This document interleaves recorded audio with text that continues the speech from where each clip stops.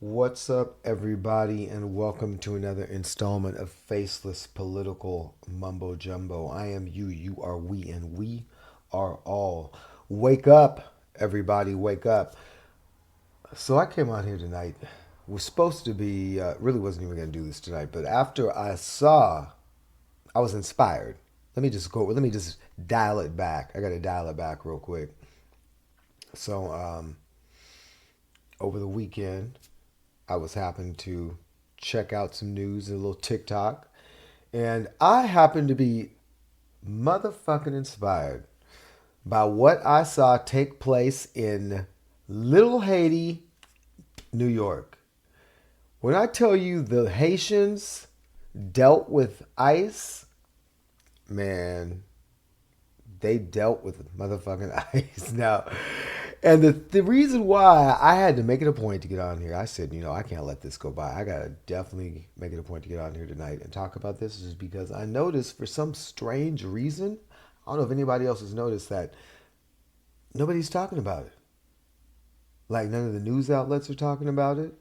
I haven't even seen a lot of my, people I watch on YouTube. It seems real quiet. I don't know. Maybe I need to go back and check, but it seems real quiet. And what I think the reason that it's so quiet is because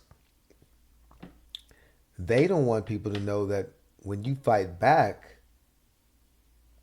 them motherfuckers will tuck their motherfucking tails and bounce. That you don't have to be all scary. But nobody's talking about it.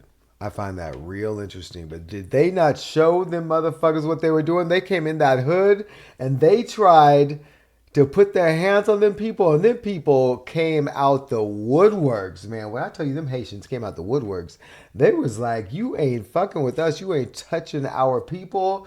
You better back the F up out of this motherfucking hood. Yo, that shit was hilarious. That was hilarious. That's the way it's done. Everybody needs to take note. All these Latinos that are out here and these people are rushing them, getting rushed. People need to take note. Check out the TikTok. Check out the little Haiti, and people need to take note because yeah, man, they're trying to come all over the place doing this. This man just was talking about denaturalizing, denaturalizing American citizens. I mean, where the fuck are we at, people? Where are we at? This man's talking about denaturalizing American citizens. Meanwhile, he's married to a mail order bride. How you got a whole mail order bride and you got kids that were born in different countries and shit, different wives from different countries, but yet you hate immigrants. So if you want to denaturalize citizens, and you need to like ship your kids back, you need to ship your wife back. All them people need to go back. I'm sure there's all kinds of people at Far-a-Lago that need to go back. I am quite sure there's a whole lot of people because that's Florida. So, yeah, like all your staff is gonna be gone. You're gonna have nobody working in there. Your toilet's gonna be dirty as fuck. I don't know what he's gonna do. Ain't nobody gonna be there to go grab the McDonald's for him. Man, these people are crazy. But that's where we're at, people. People running around in streets. The only what we're at, what I notice about this time that we're at in the world is that the hoods have come off. The only thing it is the facade has been lifted and the hoods have come off of this country. And if I'm really being honest about it, the hoods have come off of the white race. And again, I'm not going to say all white people are bad, but I'm going to say the hoods as a whole, the facade and the hoods, the metaphoric hood, has been taken off of the white race. And now the hood's being put back onto ICE and they're rounding up people like they used to do, grabbing people, throwing them in concentration camps, the whole bit. And they want to do it to all black and brown people, but they're not going after anybody that's not black and brown. And this shit is very devious. It's very insidious because when you really think about all this stuff. And you guys drop down in the comments. Let me know what you think. Like, comment, and subscribe as well. Like, comment, and subscribe if you're listening to this. The 1, 2, 3 people that's listening, checking it out. The thousands is checking it out. Anyway, uh, it's insidious. You have to really think about history. This is why they don't want people to know their history. Because if you go back and you just look at history and look at the one race of people that has committed so many atrocities on so many other ethnic groups of people. But yet, this one group of people has found a way to devise and scheme, to have shows all through the media, narrate, form this narrative for people to fall prey to. And throughout all these years, to basically numb and brainwash and just make you think that none of these things happen that they've done to all these groups of people along the way. And yet, some kind of way, they've convinced all these groups of people that when they get here to this place, that they have raped and pillaged numerous types of people, that they're the ones that you should trust. They've convinced you that they're the ones that you can trust. But the reason they don't want you to know history, in particular black history, is because black people have been the one group of people that have fought back. Throughout time, black people have fought back through oppression, through Jim Crow, through slavery. And not only did they fight for themselves, they fought for all the under marginalized communities. And so all these under marginalized communities that are benefiting from what black people have done through the civil rights movement, through all these years of inventions that have been hidden away in these big, huge corporations, white people have just managed to try to make it seem as if they've created these things, but along the way, no, inventors have, for many of these inventions have been black people that have started these huge inventions. And they want people to not realize that. But if you were to really, really think about it, and if you were to really, really, really take yourself to that place, and you really know the truth of the matter of what has gone on and how they have gone through all these different cultures, appropriated the things that they like through these different cultures, and then bastardized the cultures afterwards, and then don't want anything to do with the actual people from the cultures. But yet, they always have this thing for black people, and you have to wonder again, why? What is that? What is that thing that they have for black people? Because if you were to really tell the true story and show the real truth,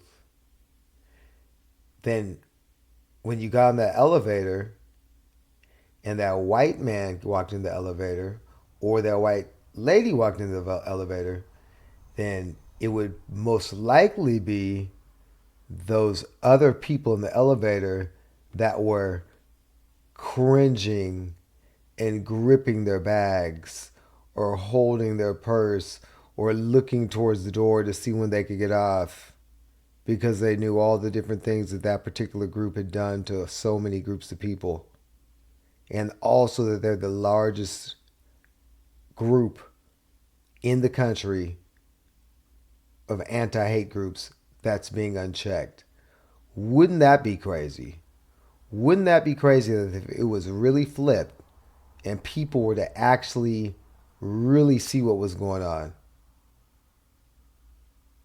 Yeah, they don't want you to see that. That shit is way too real. But I digress.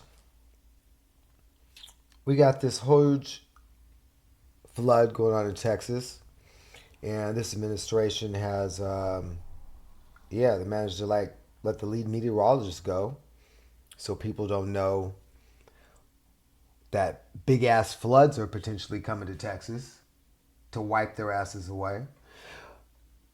And not to be, I know it's probably gonna sound a little fuck. I know it's gonna sound a little messed up, but I was just thinking, that I was just like, what are the chances that a lot of these people in Texas voted for them, for these people? What are the chances of these people that a lot of these motherfuckers voted for these people? You know what I'm saying? Like, if they actually had like voted for these people that like fired the people from the lead meteorologist, and now they weren't notified, and now they're like getting washed away and shit. I mean, that's that's some shit to think about. I mean, it is Texas. I ain't saying anybody deserves that, but that would be something to really be. That's a reckoning. That's something. But yeah, man, people fired. Knowing we got all this global warming stuff going on, people are fired. Meteorologists, National Weather Service in Texas, people, no notification. Now you got 100 over 100 people dead. And this crazy orange fat Cheeto dust motherfucker was asked at the press conference, what does he think about that they should hire key people, or no, what does he think about the key people that were fired? Does he think they should hire some of these people, some more people? And this dude, his response was, "Oh, this just happened so quick, and it happened in such a quick minute. It's just one of those things." No, no, I don't think we need to hire anybody back.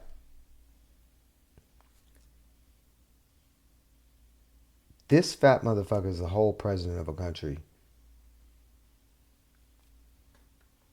He don't think we should hire anyone back. If you aren't telling me that this dude's brains are mush, your brains are mush.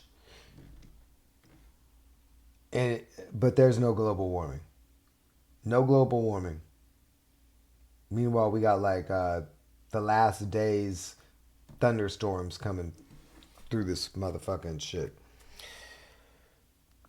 Man, planes falling out of skies, flooding, and nothing at all from a leader. No leadership. None. But this is what you get when you expect everything out of mediocre people. You know? I say again, why is this country so accepting of white mediocrity? But then outside of that, they've made FEMA cuts as well. So we got FEMA cuts going on. We got storms. He's not really trying to talk about it because, of course, FEMA is dealing with the storms. But yes, there are FEMA cuts.